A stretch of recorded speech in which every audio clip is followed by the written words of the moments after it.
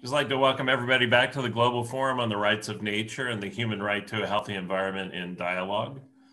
For those just joining us for this panel, this is the second day of the forum, and we started the forum today with a welcome from Jim May of the Global Environmental Rights Institute at Widener University, Delaware Law School, and myself, Tom Linzey of the Center for Democratic and Environmental Rights. The first panel of this second day of the forum focused on Asia, with presenters from India and Bangladesh, with the second panel of the day, which just finished, focused on European developments with panelists from the United States and Sweden. That brings us to the last panel of the forum, the North America panel.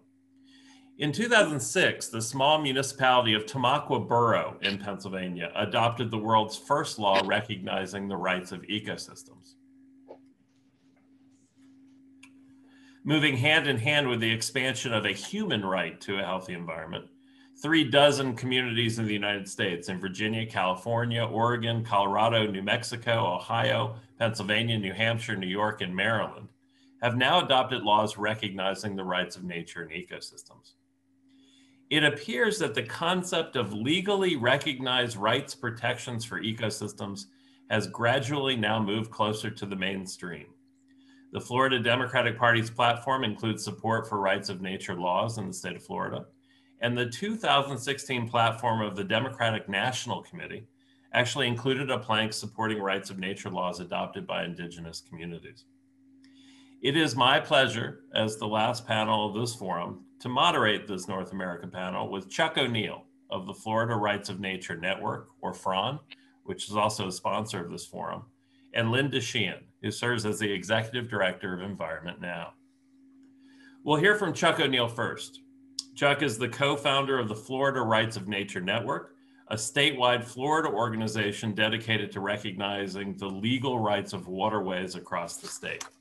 Chuck has led a variety of environmental campaigns across Florida, including the statewide effort to stop the black bear hunt. He ran for Florida Senate in 2016 and has served as the chairman of the Natural Resources Committee of the League of Women Voters of Florida. It is my pleasure to give you Chuck O'Neill. Thank you, Thomas. It's a pleasure to be here today and a pleasure to speak with all of you. As Thomas said, my background started in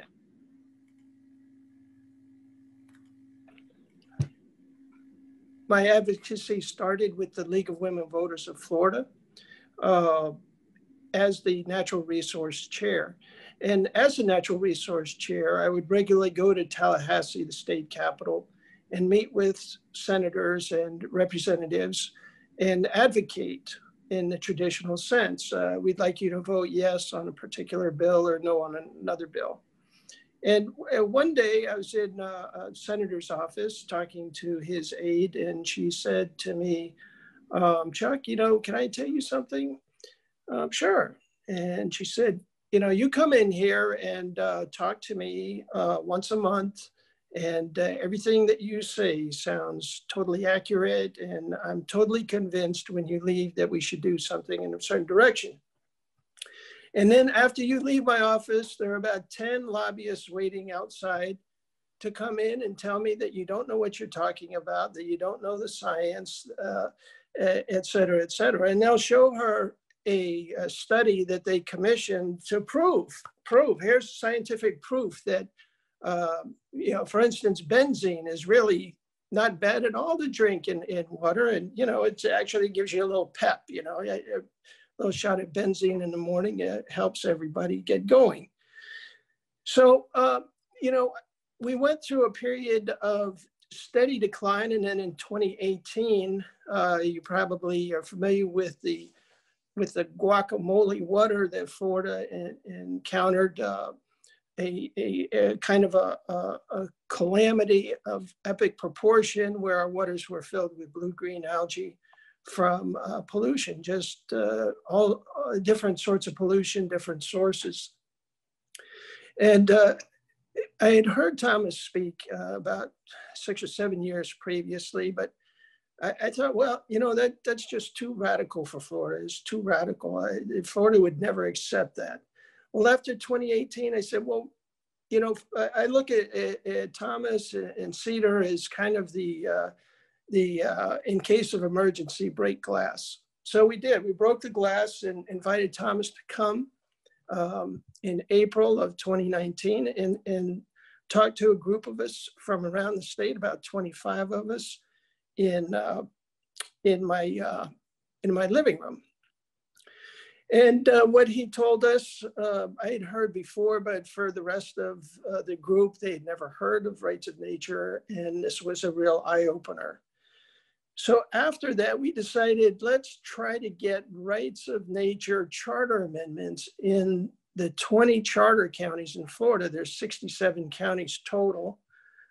20 of those are charter counties that have their own mini constitution. And we felt like this would be a good place to put these laws. We tried in Alachua County. There are 3 ways that you can get something into the charter. They all have to be voted on, but you can do it by citizen petition, in which you have to gather thousands of petitions. And we tried that in Alachua County. They needed to gather 18,000 petitions in 6 months, and that proved to be more than was feasible without large infusion of cash. In Lee County, they tried it the second way, which is to get commissioners to put something on the ballot, and they tried mightily to get commissioners to do that, but that didn't work. So in the third way to get something into a charter, on the ballot and into a charter, is through what's called a Charter Review Commission. And that's what we did here in Orange County. So in about June of 2019, I wrote a proposal and sent it to the Charter Review Commission. And that Charter Review Commission is appointed every 4 years in Orange County, and it's made up of 15 citizens appointed by the county commissioners. And they voted to form a committee to study the rights of nature, which specifically we called the Wekiva-Econ-Lakahatchee Bill of Rights, named after 2 major rivers that flow through Orange County. What happened then is it went into a subcommittee of 5 members, and that 5-member subcommittee met 11 times over the course of 7 months. And we went through 10 different drafts of a proposed charter amendment.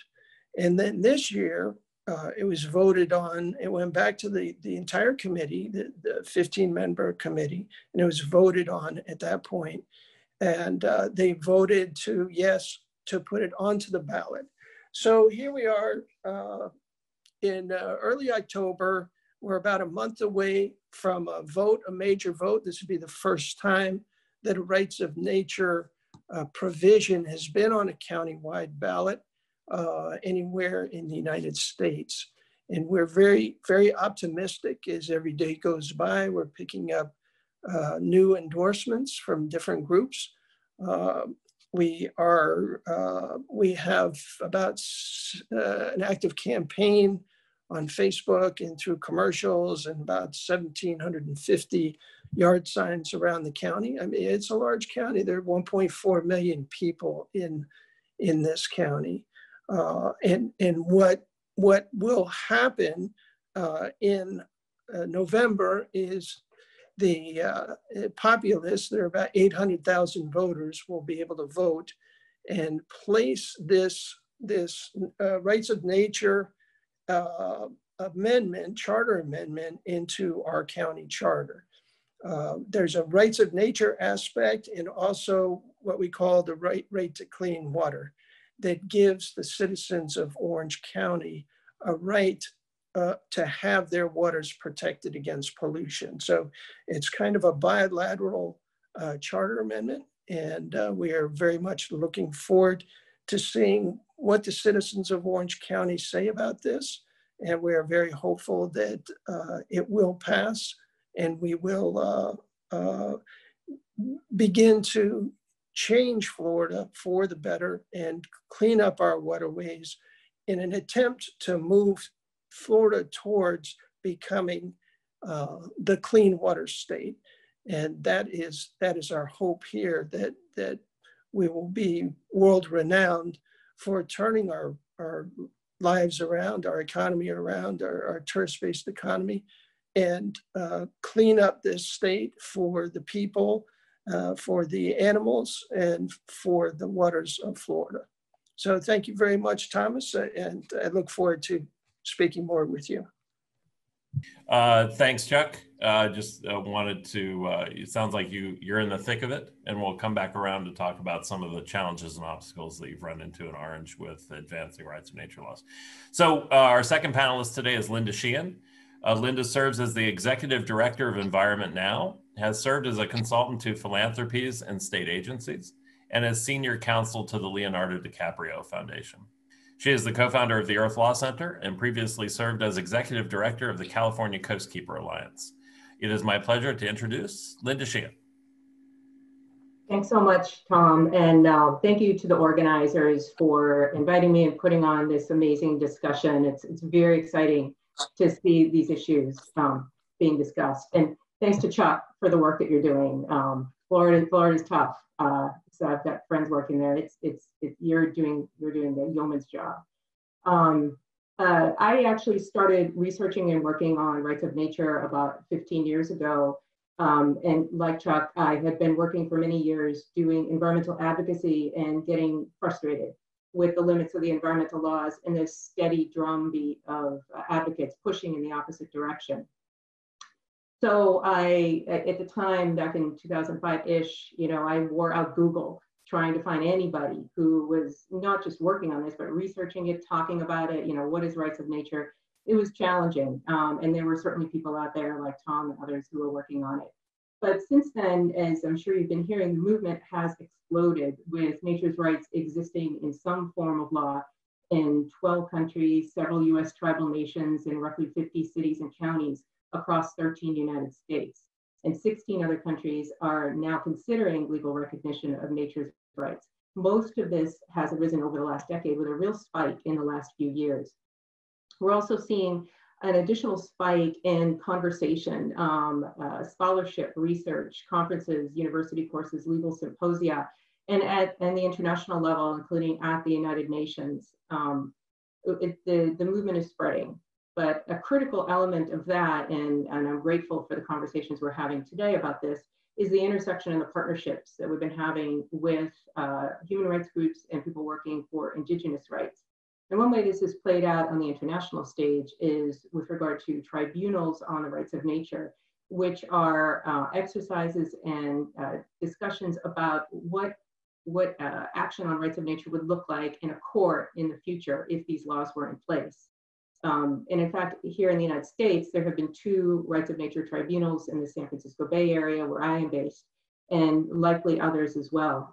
You can learn more about those at therightsofnature.org if you're interested. And with that introduction, I'd like to dive down a bit, as Chuck was talking about, into more local advocacy and local work about advancing both rights of nature law and human rights.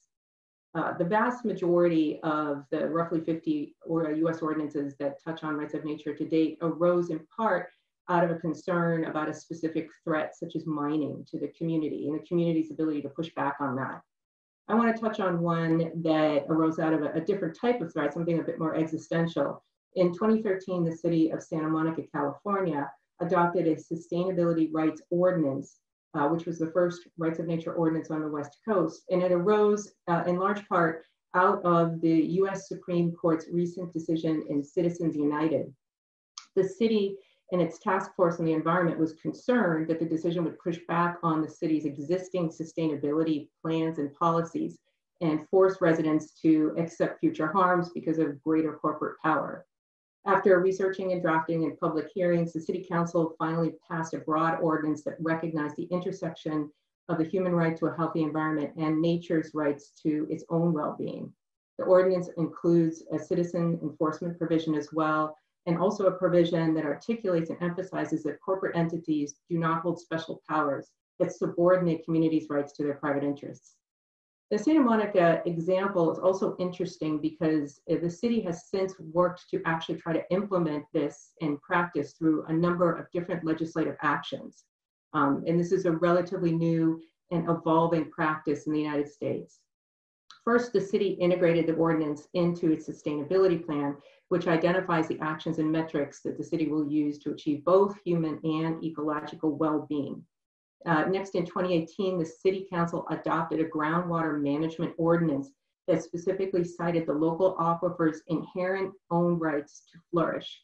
The ordinance banned new private wells and expansion of existing private wells that tapped into the aquifer until the city could develop and adopt a groundwater management plan that protected the aquifer's right to flourish.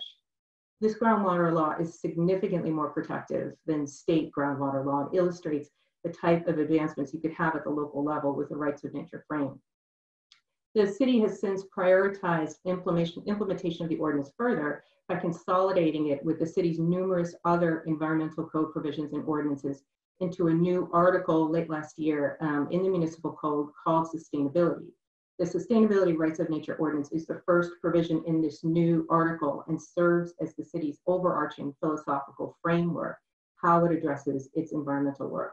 The action also makes the city's efforts in this area more accessible to other government bodies around the country and actually around the world. The Santa Monica Ordinance has been recognized inside the United Nations Harmony with Nature program and in testimony before the UN General Assembly. So, you know, the type of work that local communities like Chuck are doing can be recognized and important on the international stage.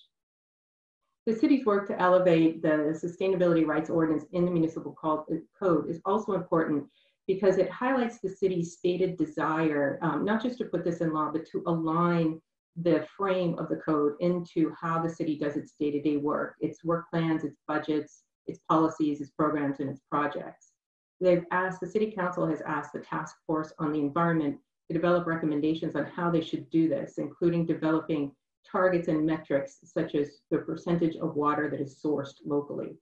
The goal is to connect the city and its departments with achievement of the outcomes in the sustainability ordinance to allow the city to prioritize projects based on their connectivity with the environmental outcomes in the ordinance and in the city sustainability plans. The sustainability ordinance in Santa Monica and the other rights of nature ordinances, they provide a good case study on how to begin to integrate nature's rights and the human right to a healthy environment in city government and practice. But there's always room for improvement, of course, in developing laws. We're really just at the beginning of this particular element of the work and advancing rights of nature. One element to consider moving forward is not just the substance of the law, but also the process. The Sustainability Rights Ordinance in Santa Monica, for example, does include a citizen enforcement provision, but like most other laws addressing nature's rights, it lacks a formal voice for nature. Just as we need to broaden representation in our current US governance systems to make sure all human rights are adequately protected, so too do we need to better integrate nature's voice into the process of governance. This is an ongoing discussion, but one idea that's been recommended by experts is to appoint a formal guardian for natural systems to participate in governance discussions at least an equal level to the other stakeholders. Another element to consider as we move forward is how to implement these laws through standards, objectives, targets, and metrics. Specifically, when we pass a law that says that we have an inherent right, or nature has an inherent right to exist, thrive, and evolve, or to be healthy, what does that mean? You know, what does it mean to have a right to be healthy? Examining the work that has been done to date on the human right to health is one approach for making this definition and deciding how to move forward in that. The World Health Organization has emphasized that health is not simply the absence of disease or infirmity, but unfortunately the absence of disease or infirmity is how healthy ecosystems are often defined under conventional environmental laws. For example, the US Clean Water Act has a backstop provision that is triggered only when waterway pollution actually violates standards or is just about to violate standards. Waterway above this low bar is deemed to be healthy or clean, and it's certainly not the bar that I would hope for my own personal health. So it's absolutely something that we need to be looking at more closely. Unfortunately, a lot of science today is still fairly reductionist, divides up ecosystems into different elements, and it's challenging to find scientists who are really looking at this in an integral way, but they are out there. And some of these scientists have proposed specific definitions of healthy ecosystems that incorporate the larger ecosystem and context, including the humans as part of the ecosystem. And the example that I've seen to date is a definition of a healthy ecosystem that is one that evolves and perpetuates itself within the context of its expected natural lifespan in the face of external stress. Scientists can then use this definition to look for variations in the expected natural rate of change, such as acceleration or deceleration of extinction rates, as indicators of health. But of course, more work in partnership with scientists will be important in developing the metrics that we need in order to implement our rights of nature laws. So a final element to consider moving forward is not just talking about rights, but also making sure that we consider and talk about responsibilities. Indigenous partners that I've worked with, working at the intersection of human rights, Indigenous rights, and the rights of nature, remind us that the operative language is often for them about responsibilities to their larger community of people and natural systems, reflecting the fact of integrated existence, and rights are less relevant. It's my opinion that our expansion of rights reflects our course correction to fix our errors in exercising our responsibilities to each other. We treat other humans poorly, and we have to exercise rights and articulate rights to correct that lack of responsibility. We treat all of nature as a resource to be exploited by our economic system, and so we articulate nature's rights in order to recognize that error and to begin to correct it. Ultimately, we want to be able to get to a point where we judge our actions based on whether we've exercised our inherent responsibility to the larger Earth system and the life it holds. So those are my brief remarks, and I'm really looking forward to the back and forth discussion next. Great, thanks for that, Linda. So let's dig in. We got a bunch of questions from attendees and some from me as the moderator. So let's start with Chuck first. Chuck, can you talk about some of the challenges and obstacles that you've run into as you've advanced the rights of nature law in Orange County, and how have you confronted those challenges?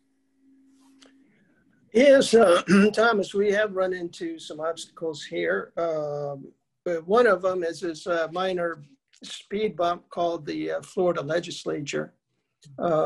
As we were developing this charter amendment through the charter process, as could be expected, one of the groups that felt as though they might be impacted by this, the Florida Farm Bureau, got one of their House reps to put forward a bill preempting the rights of nature in Florida. So that bill was going through swimmingly in the House, but it got held up in the Senate because somebody actually read it and started asking questions. So they repackaged it and inserted it into a 111-page omnibus bill called the Clean Waterways Act. So somewhere in this 111-page bill was this preemption of rights of nature. It passed in the House, passed in the Senate, and got signed into law by the governor on June 29th. But the Charter Review Commission had already placed this charter amendment on the ballot. We have since filed suit challenging the governor's actions about signing this into law. We feel that the preemption of rights of nature is unconstitutional on many levels. And so we are awaiting a court determination on that. But that is not stopping our campaign in passing it here in Orange County or expanding it elsewhere, because once it gets into the charter of Orange County, it stays in the charter, whether or not this preemption bill is upheld or not, because legislatures come and go. If it is upheld in court, it will still be there for a different legislature to unpreempt, to lift the preemption. So that's kind of where we are with that. That's our most severe obstacle right now, but we see it as a temporary one. So Chuck, second piece of that question is that in a lot of places there's been opposition. Obviously, if you pass something on November 3rd recognizing rights of waterways within the county of Orange, that's going to affect a lot of vested interests, developers, those interested in nutrients disposal, waste disposal, those types of things. And in other places, they've attacked viciously against those initiatives that have advanced and may affect those interests. And in some places saying, putting out mailers that say, these folks want to give rights to rocks, for example. Has there been any of that pushback in Orange County at this point?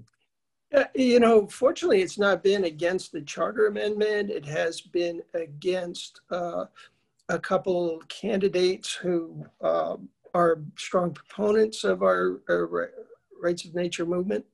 One of which, Nicole Wilson, ran for county commission, and they lampooned her.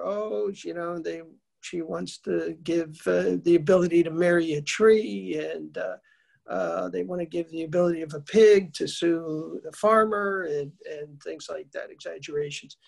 But what happened was Nicole, instead of running away from the right to clean water, she embraced it and said, yeah, this is exactly why you should vote for me. So she ran against an entrenched incumbent and ended up winning her election 57-42, unseating this entrenched incumbent.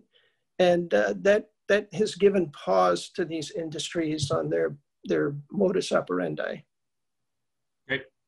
So over to Linda. Linda, two questions. One is an easy one that was asked by an attendee, and the second one is a bit harder. But the first one is, folks wanted to know where the source was for the definition of a healthy ecosystem that you read out. Oh, okay. I've got it in an article that I wrote, and it came out of a series of meetings. I can find it. I can find it and put it in the chat. Yeah. At some point during this conversation, but it came out of a series of meetings with marine and stream scientists who put those recommendations together. Some really brilliant minds. Great. So the second question is, Linda, you wear a bunch of hats. You're active internationally, active in California, you were active in the Santa Monica law. Where do you see the opportunities? Where are the best opportunities that you see to advance rights of nature? Is it at the grassroots stuff that's been happening? Is it more at the nation state level, which started to happen with Ecuador? Is it at the international level and international agreements? I know we probably want to see all three move, but given problems with preemption and limited municipal authority, and even the problems with countries of certain size moving forward with stuff, and the political problems that poses, where do you see the next 5 to 10 years being the most active in rights of nature expansion?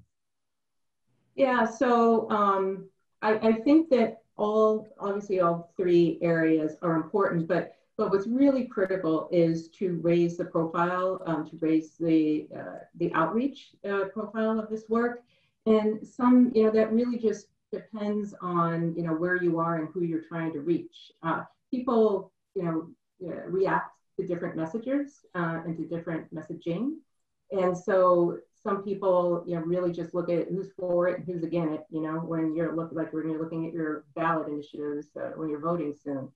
And they want to see, people that they know and respect. And so, the groups that I work with, advocacy groups, are absolutely one voice for change, and working at the grassroots level is critical. But also you need to get, other voices that people might listen to that might start to change hearts and minds, scientists, decision makers, local, global, international leaders.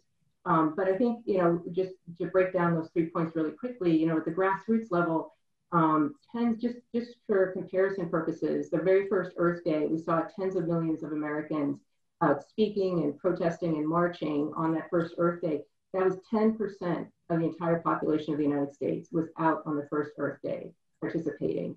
And that led almost directly to the whole slew of new federal environmental laws. Now, granted, those environmental laws need a lot of work, but if we think right now, we compare those laws to what might pass to the existing governance system that we have here in the United States, they'd never make it through. And I think it's incumbent upon us to pick that responsibility back up and raise our voices for what we want. The Clean Water Act was passed over a presidential veto. which is almost unimaginable nowadays. But it shows that this can be done if people are united. So getting grassroots advocacy out there, getting the word out there, and talking to people who may not be your immediate thought to reach out to, I think that's really important. And that gets to the other two ideas or sources of outreach, opportunities for outreach, which is learning and referencing with the work of other nations. You know, there's 12 nations working on this at varying levels of implementation and success. And they themselves have learned from each other. And certainly here in the States, we can do the same. And we can also think about not just legislatures, but the courts.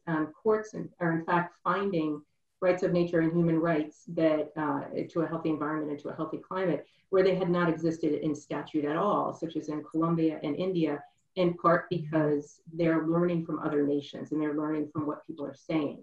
Grassroots work doesn't exist in a vacuum, and especially today with the international communication, that we can reach out to other people working on these issues internationally, which has been part of the reason for the success and the spike that we're seeing in rights of nature. So all three are important, but making sure that you're reaching out widely and engaging people broadly, I think is most critical. Great. Another question for both of you, and we'll start with Linda.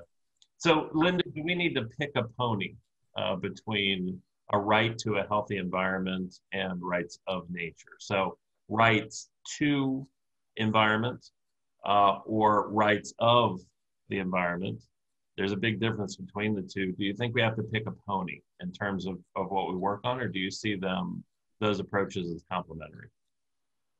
Well, you know, I don't think those two approaches are complementary, but, you know, because in fact, we're inextricably connected. We are obviously connected to nature in both a formal ecological way and an ethical way. We say, you know, a right to, because I think, you know, because we are articulating and correcting the damage that we've done to other people in the past. So we say, you know, everybody has a right to vote because we've denied people that chance. But we extend that to nature, and we assume that we're giving rights to nature. That is just reinforcing this false dichotomy between people and nature, where we think of nature as just a resource, as just an inert economic object that is used to fuel our larger economic system. When we say we have a human right to a healthy environment, to that environment, we're again reinforcing that. When we say rights of nature, nature's rights advocates say that because we're reinforcing the opposite, that nature has these inherent rights. And that's actually not a new thing. The United Nations, when a drafting committee, when they were putting together the Declaration of Human Rights back in the 40s, they specifically said when they were drafting it, we're not granting these fundamental rights. These fundamental rights already exist. So when we advocates use the word rights of nature, then we're articulating and reinforcing that these inherent rights of nature already exist. And so when we're talking about a human right to a healthy environment, we need to start to shift and roll back and think, you know, how are we framing the environment? And if we're thinking about it as an external object that we have rights to, again, that's going to fail because we are not recognizing it in the right frame. Nature has inherent rights, and so do we, and we share those rights, and we have to work together to make sure that we're all thriving together. So before you get to Chuck on the same question to you, Linda, you know, folks talk about rights of nature as already existing rights, but where do these rights come from? And sometimes it's kind of like, you know, how many angels can dance on the head of a pin? But there's two versions here, right? One is that rights are bestowed by government, that we as people recognize certain values by categorizing them as rights within the law, certain commonly held values. And then, but the other version is that we're just recognizing something that was already there, but that begs the question of who put it there, where does it come from, what's the source of that authority, kind of thing. Yeah, thanks. And that is a similar answer to my prior response with regard, just harkening back to the UN Drafting Committee for the Declaration of Human Rights. They specifically added that rights arise from existence. Thomas Berry is a cultural historian who I'd recommend to people interested in sort of delving into this point further. And he goes into that point in much more detail about how rights arise from existence and rights are particular to the entity claiming the rights. But it's the logic of human rights that we all accept, that we have fundamental human rights because we exist here on this earth. Natural systems with which we co-evolved and which have been around a lot longer than we have in many cases, similarly have to have those existing rights as well, fundamental rights arising from their existence. So unless we're willing to say that governments give us our rights and reject the idea of human rights as inherent because we exist, we have to extend that same logic to the natural world. Great, thank you for that. So Chuck, you guys in Orange County didn't pick a pony. You picked two ponies. Can you talk a little bit about how the Orange County Initiative is structured and why you made a decision to go in that direction? Yeah, but we are running a race with a foot on two horses. We have the rights of nature portion, which is one clause of the Charter Amendment, and that recognizes four rights for our rivers and waterways: the right to exist, the right to flow, which is actually defined in statute, Florida statute, the right to be protected against pollution, and on point with what Linda was saying earlier, the right to maintain a healthy ecosystem. Now, all these are going to have to be flushed out in actual cases that are brought in the state of Florida and how they are interpreted by the courts. But in addition to that, there is what is called the right to clean water, that the citizens of Orange County have the right to clean water by having the waters of Orange County protected against pollution. So that you have the rights of nature aspect, but then you also have a citizen's right to have standing in a court of law to protect the rights of nature. It enables a citizen to come forward and file a complaint against, in this case, a polluter that is threatening or damaging or taking away the right of, for instance, a river to flow, or the right of, jeopardizing the existence of the river. And in Orange County here, we have a feeder river to the Wekiva called the Little Wekiva River that has actually stopped flowing. And this has happened this year. So that river has essentially ceased to exist. And with this charter amendment, it would enable any citizen in Orange County to bring an action to try to restore the river back to its original condition.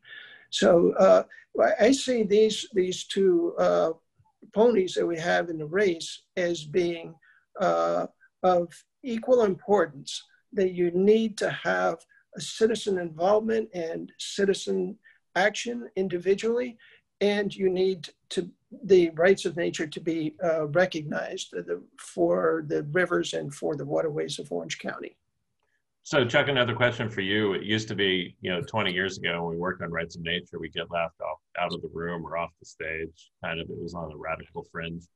But in Orange County, you've now gotten the endorsement of groups that normally traditionally haven't become involved in rights of nature fights, whether it's the County Democratic Party endorsing the initiative, the League of Women Voters, endorsing the initiative, Florida Conservation Voters.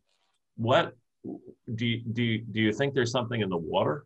Do you think there's a sea change happening, or is this mostly because all being forced by the crisis situation of Florida's waterways, red tide, all that kind of stuff?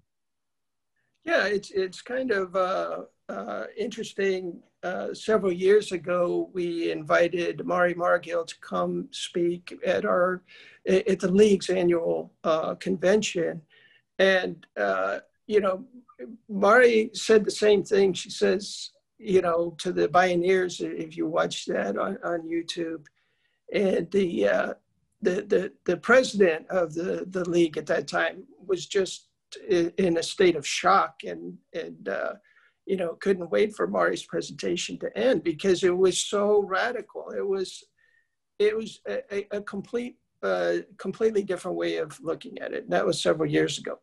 And as you said, then 2018 came. So much of our lifestyle in Florida, so much of our economy revolves around our waterways and our oceans and the Gulf of Mexico. So what seemed a radical way out, almost incomprehensible approach only a few years ago is now gaining acceptance, as you said, among groups like the Orange County Democratic Party and the League of Women Voters. Today, we just picked up the endorsement from the Animal Legal Defense Fund. There are other groups that are in discussion with us, and they see that this is a higher form of protection for our waterways that is absolutely necessary. The regulatory regime in this state is a complete failure. It does not protect our waterways. It protects the polluters and the pollution sources. Our legislature has not protected our waterways. So let's, when all else fails, let's try democracy. And that's exactly what we're doing here in Orange County. Great. Chuck, before we leave you, if it passes on November 3rd, how do you see it? Do you see it spreading, expanding? What do you see, what happens next? Oh yeah, I mean, there's no way to put this genie back in the bottle. We have counties around the state and municipalities around the state that are already developing charter amendments and ordinances that parallel what we're doing here. They may be tweaked in one way or the other because every area is different. There are areas of the state that the springs are the main component that needs protection. There are areas like Biscayne Bay that we're in discussion with people in Miami and Miami-Dade County there. So they're going to take on a little different perhaps angle or what they cover or the rights that they recognize, certainly the water body that they recognize. But it is, the genie is definitely out of the bottle here, and there is no way that I can see that this is going to stop. Now that people are seeing it and they're recognizing it and they're saying, why is it that we don't have the right to clean water? Can you explain that to me again? And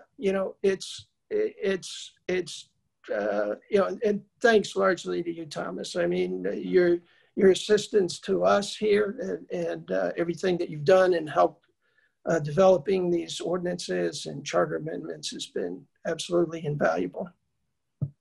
Thanks, Chuck. So back to Linda.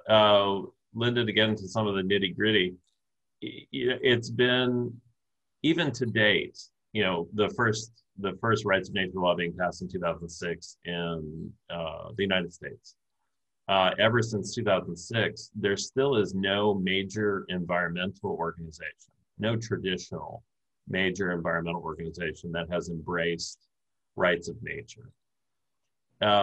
What are your thoughts on that? And have traditional conventional environmental groups been a problem at this point because of their failure to embrace rights of nature, or do you see just that they're big ships that take a long time to turn? Yeah, I think something Chuck said is really illustrative here. He said that once it's out there, you can't put that genie back in the bottle. And I think it's about, again, back to raising awareness and frame. I think that, like many others of us, including myself, before I started doing this work, you have a certain frame about how the laws are. You think that the laws in front of us are wonderful. They could always be a little better if we tinker with the edges, but you don't actually see the water that you're swimming in. And then once you do, you can't go back the other way. And I think one way to illustrate that is through this idea, what I call the adjective noun problem, where we characterize our solutions in terms like sustainable development, natural capital, green economy. If you break those down, these things that many big environmental groups and many of us talk about as solutions, the main point is the noun, right? So economy, capital, development. Once you start seeing that, you're like, okay, clearly in our language, we're thinking about this larger economic system, this neoclassical economic system with a neoliberal overlay. That's the problem. That's what's actually destroying the environment and hurting people. And yet we prioritize that as a solution unwittingly. If you look at the adjectives, natural, sustainable, green, those are tangential. They're not going to push the noun ship in the right direction. So part of what we need to do is start to break that frame. That gets to talking to different people, trying out different messaging, making up some of our own. So for example, the adjective noun conundrum, one example that I use sometimes, but certainly there's many others. I say sometimes thriving communities, because one, sustainable isn't good enough. I want thriving. And communities defined as people and nature integrated, interconnected, and thriving together. So not just human communities using nature. So once you start to develop that different language, that different frame, you're able to attract other people. Another way to try to sort of break through this idea that, this is the way that, laws should operate and we're going to work within that frame, is to try to just use that frame that people are used to break down where it's limited and what the alternatives might be. And that gets to the point that I was just talking about a minute ago with regard to looking at the Clean Water Act, for example, and how it doesn't go far enough to be able to protect clean water. It's just exactly what Chuck was just talking about. Trying to break that down and delve into that nitty gritty, I think is one way to try to start to shift people's thinking, but the frame is a real impediment. So Linda, staying with you for a moment, a legal question. You talked about the parallel between human rights and rights of nature, basically as being pre-existing, that we should treat rights of nature as we do human rights, which is that by virtue of existing or being humans, that we have certain rights, and existence of natural ecosystems should also afford those rights. Under the human precedent, the human parallel, we have constitutional type terms like due process and equal protection that we don't really spell it out any more than that in legislation. We leave it to the courts. So when there are disputes, what due process means today is not what due process meant 40 years ago. And same with equal protection. So the courts are constantly evolving those interpretations when specific disputes arise about what the scope of those constitutional protections are. Is that how you see the rights of nature jurisprudence evolving? These specific disputes around specific cases and then the judiciary evolving these standards? Or do you see it more akin to what you said a couple minutes ago, which was the need to further define these standards in law so that there's legislation that defines what thrive means or flourish means, and actually trying to pin it down from a legislative standpoint rather than turning it over to the discretion of judges and courts? Yeah, great question. So I think both elements are important, and it's not a linear thing that evolves moving forward. And it's impossible to stop, folks like Chuck who are pushing the envelope on local law, local legislation to try to actually implement this. And to folks in Santa Monica, we're trying to figure out what are the metrics? How do we do this? What does this look like?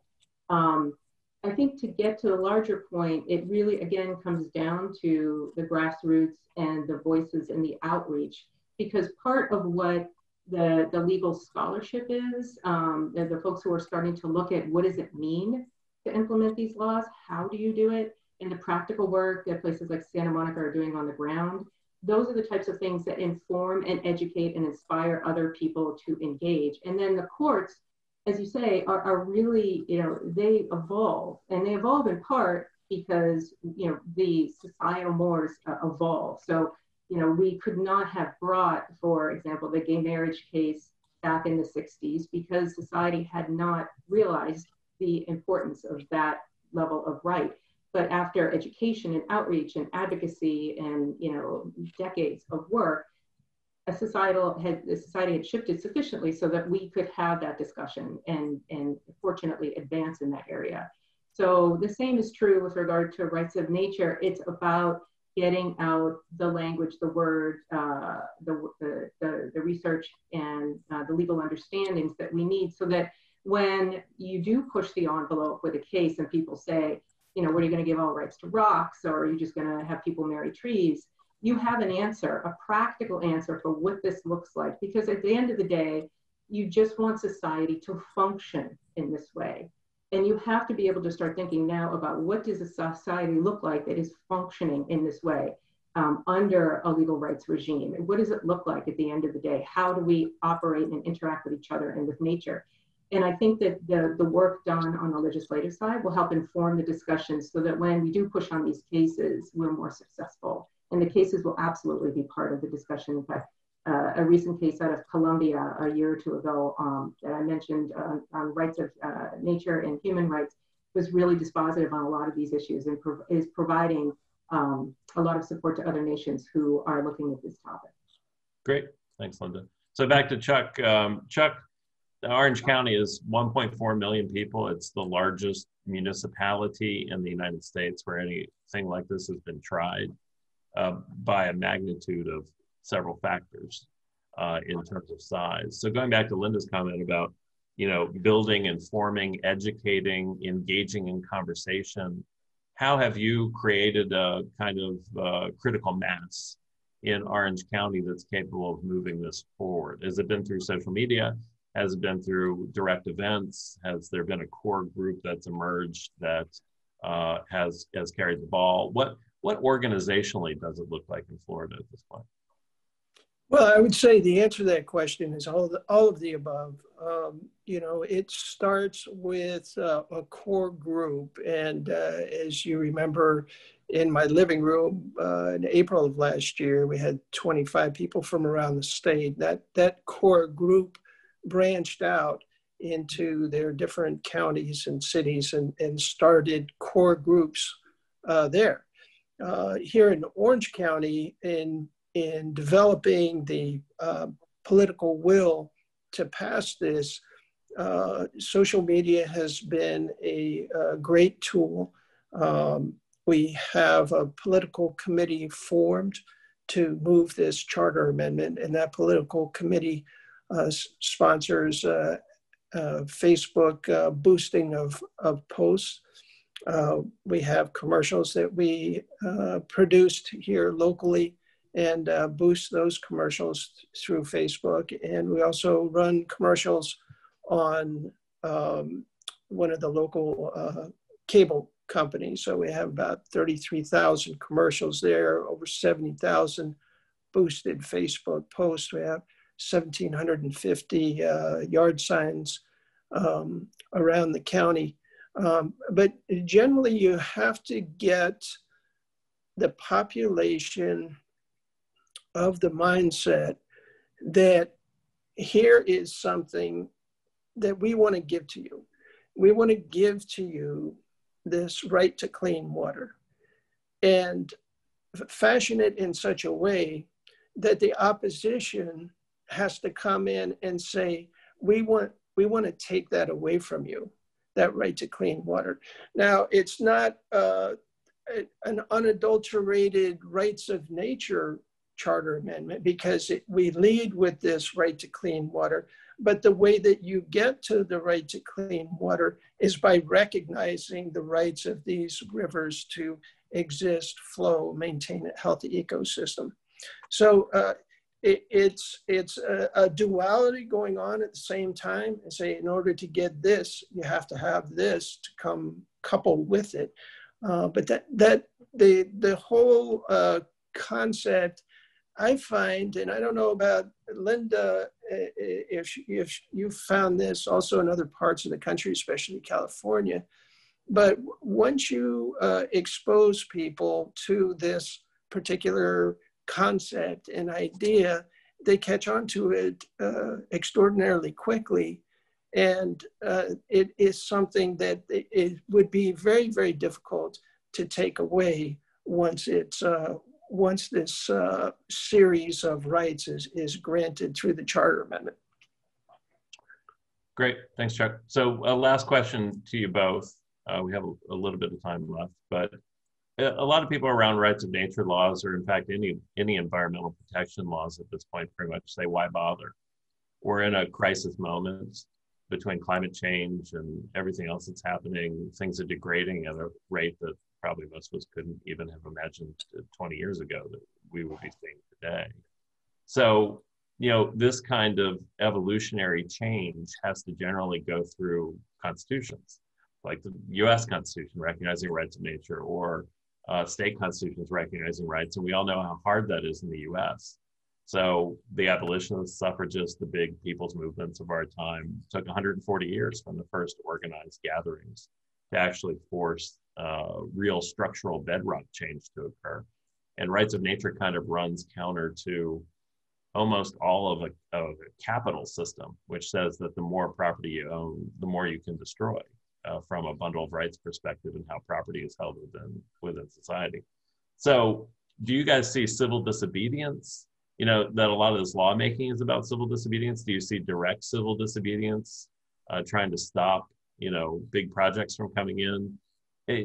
Do you actually see, pointed question, rights of nature becoming the dominant default system of environmental protection within the next 10, 20 years in the US? Linda first. Oh, sure. Yeah, this question has come up before, you know, sort of like, well, we have so many threats facing us, you know, we should just really focus on that. And that seems like a bit of a distraction, just to paraphrase loosely. But, you know, and when I get that question, normally what I do is I try to paraphrase, for the one and only time, Milton Friedman, who loosely said that when you need to put your ideas together, no matter how radical they are, if they're your ideas and you believe in them, put them together, get them out there as much as you can, because the time is going to come when people are going to be looking around for a new idea. They need it for some reason, and they're going to look at yours and they're going to latch onto it. And that worked in his particular situation with neoliberal economics that we have now.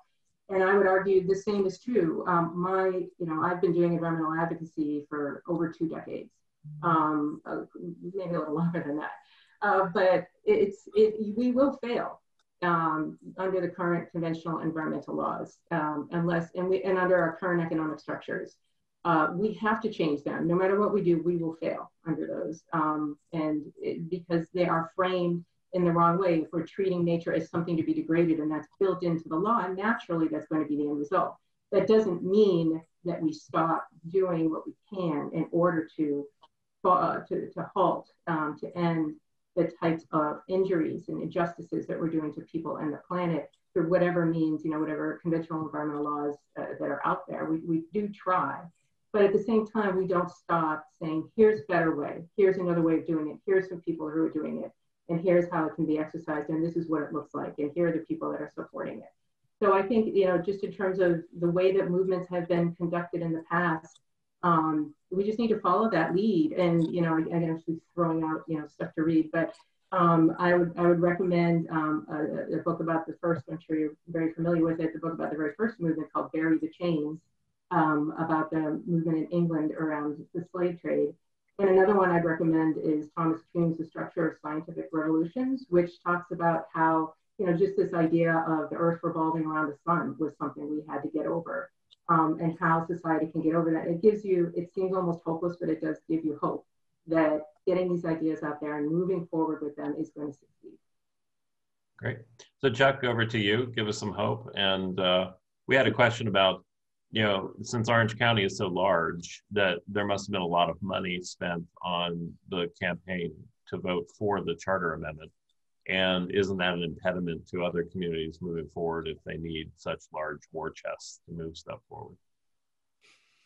Yeah, that's a great question. We have specifically designed and economized this campaign to pass this particular charter amendment in Orange County to run a grand total of under 25,000. And by doing things like Facebook boosting and signage and non-traditional broadcast commercials, by avoiding the expensive things and focusing on the things that reaches out and touches people. You know, we're sort of the beneficiaries of the COVID society right now, because a lot of people are spending their time on Facebook. And we found that Facebook is where a lot of voters are right now, where they spend their time. So we've been fortunate in reaching a large number of people through that. Your earlier point about civil disobedience, I see this as a municipal disobedience, right? We are using the structure, the written structure of a charter that was written decades ago to advance this developing philosophy, this recognition of rights of nature. And it is really more of a return to the former way of looking at it in the state, where the Native Americans in Florida, where they recognize that these rivers that have existed for tens of thousands of years have at least equal rights to a corporation that we could go online right now for $75 and form. And that corporation comes out with, you know, First Amendment rights and Fifth Amendment rights. So why shouldn't this river over here have rights if this corporation over here has rights? And how do you find that compromise? How do you find that recognition that both must exist in the same space at the same time?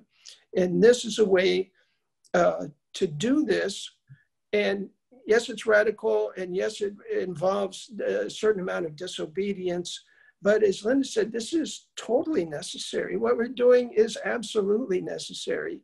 If we expect to exist on this planet for any length of time, the changes that have happened over the past 50 years, the negative impacts that the human race has had on the planet have got to be reversed. There is no choice. And I don't see that we have an option here.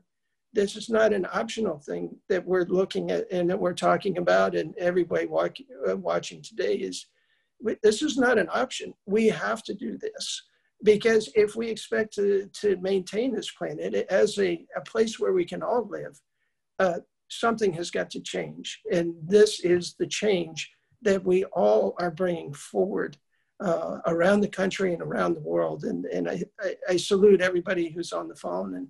And you know, Linda, it's been great talking with you.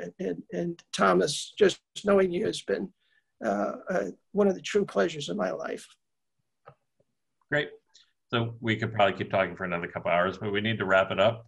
And I'd just like to thank the two of you for all your work, dedication, making this a rich discussion on this final panel of the second day of the Global Forum. So without further ado, I'm going to turn it over to Erin Daly of Dignity Rights International and Widener University Delaware Law School for the closing. Thank you.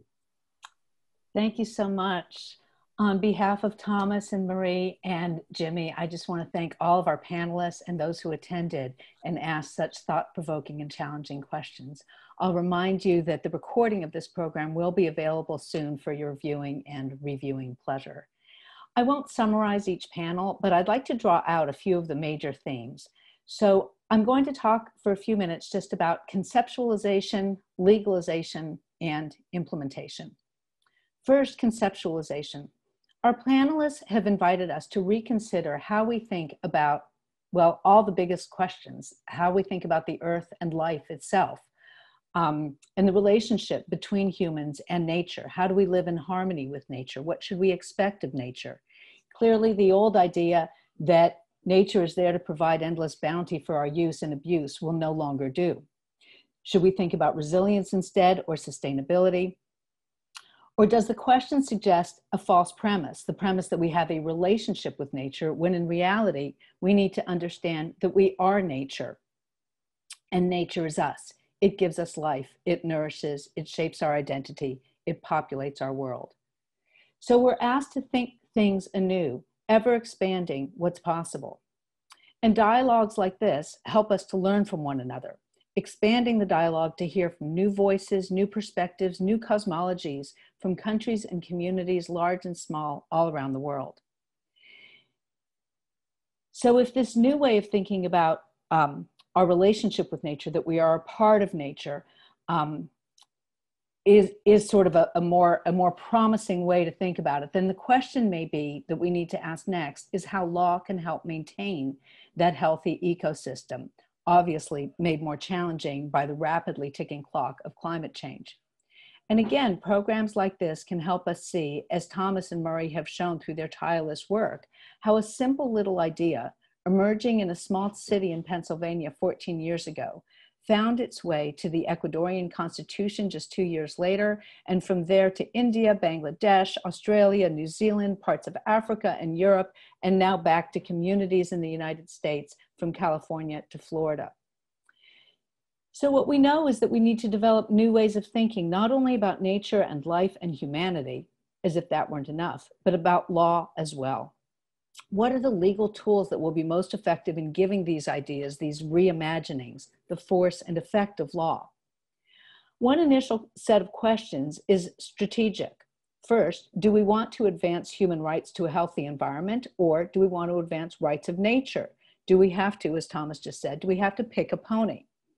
And either way, we have to ask ourselves, how much precision do we need as we embark on this new journey of redefining law for a redefined conceptualization of the relationship between human beings and nature?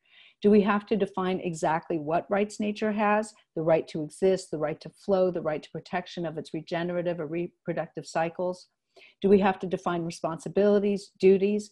What are the strategic advantages, and even what are the possibilities or disadvantages of breadth and depth, of specificity versus allowing the law to evolve in its own good time? Collectively, I think these presentations have highlighted the fluidity of our legal landscape. They've invited us to look internationally as we consider the value of a global recognition of the human right to a healthy environment and other UN-based initiatives to help us live in harmony with nature. They've helped us think about things regionally as we see trends in Latin America, especially in Colombia and Ecuador and Bolivia. And as we heard reports today, even about Bangladesh, India, Nepal, and Pakistan, particularly to tackle transboundary conditions relating to river and air pollutions, disposal of toxics, and other similar threats to ecological health.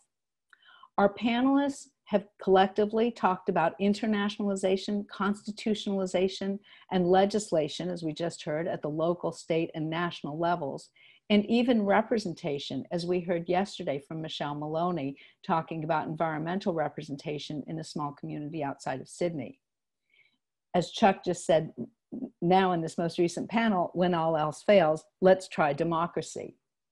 But courts also have been increasingly engaged, often seeking to galvanize the political process when it has proven intransigent. So when we look to courts, new questions arise, questions about standing, of course, but also questions about how to frame a cause of action, how to define a remedy. How can courts encourage or facilitate actions to protect the environment? How can we forge, as Advocate Merced said, a new era of judicial engagement in environmental protection? And this brings us to our last and perhaps the biggest challenge. So many of our presentations have been which is about implementation, sorry. So many of our presentations have been multifaceted and multi-level. No one is so naive as to think that any one course is the correct way or will yield true implementation of the laws on the books or the court orders. Implementation still requires committed lawyers, the consistent and persistent engagement of progressive scholars, and supported by networks of organizations, NGOs, civil society, working in partnership to make advocacy as effective as it possibly can be. So what have we learned in these 2 days? Collectively, the panelists have shown themselves to be a wildly energetic and creative group, seriously committed to pushing cognitive and legal boundaries, doing their best to squarely face the challenges and doing so with ever-expanding imagination, serious commitment, and boundless hope. Because, as Chuck just said, we have no choice. On behalf of Thomas, Marie, and Jimmy, let me once again thank all of our panelists for a fantastic discussion over the last few days, and thank you all for spending this time with us. Be well.